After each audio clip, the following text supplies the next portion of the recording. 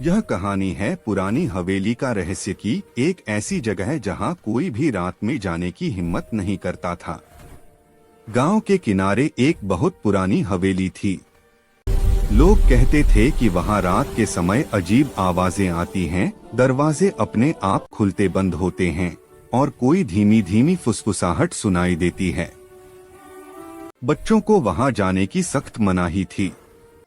एक दिन गांव के 3 दोस्त राहुल, सोनू और प्रिया ने तय किया कि वे उस हवेली का रहस्य जानेंगे। शाम ढलते ही तीनों टॉर्च लेकर हवेली की ओर निकल पड़े। हवेली के दरवाजे पर पहुंचते ही हवा का एक तेज झोंका आया और दरवाजा चरमराते हुए अपने आप खुल गया। अंदर घुप अंधेरा था। दीवारों पर मकड़ी के जाले और टूटी खिड़कियों से आती ठंडी हवा सब कुछ भयानक बना रही थी। राहुल ने धीरे से कहा, डरने की जरूरत नहीं, चलो अंदर देखते हैं। वे धीरे धीरे सीढ़ियां चढ़ने लगे। ऊपर पहुंचते ही अचानक पीछे से दरवाजा जोर से बंद हो गया। प्रिया चीख पड़ी।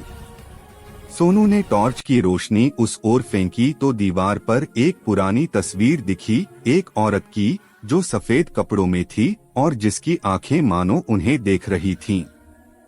अचानक टॉर्च बुझ गई। चारों ओर सन्नाटा और अंधेरा छा गया। तभी एक धीमी आवाज आई, कौन है? मेरी नींद क्यों तोड़ी? तीनों के रोंगटे खड़े हो गए। राहुल ने कांपते हुए पूछा, कौन है वहां? आवाज फिर आई, मैं इस हवेली की रक्षक हूँ। जिसने यहाँ कदम रखा वो लौटकर नहीं गया। तीनों डर के मारे भागने लगे, लेकिन सीढ़ियां कहीं दिखाई नहीं दे रही थीं।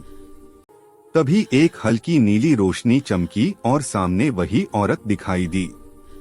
पर उसके चेहरे पर गुस्सा नहीं था, बल्कि दर्द था। उसने कहा, मैं बुरी नहीं हूँ, मैं बस अपना सच सुनाना चाहती हूँ। और उसने बताया कि 100 साल पहले इस हवेली में उसके साथ धोखा हुआ था और तब से उसकी आत्मा यहाँ भटक रही है। सुबह जब गांव वाले पहुंचे तो हवेली का दरवाजा खुला था और तीनों दोस्त बाहर बैठे थे, बेहोश पर सुरक्षित। उन्होंने गांव वालों को सब बताया। उस दिन के बाद से हवेली में कोई डरावनी आवाज नहीं आई। शायद उस आत्मा को आखिरकार शांति मिल गई थी। कहते हैं, जो सच्चाई को सुन लेता है वो डर से आजाद हो जाता है। लेकिन आज भी जब रात को हवा चलती है तो हवेली की टूटी खिड़कियों से कोई धीमी फुसफुसाहट सुनाई देती है,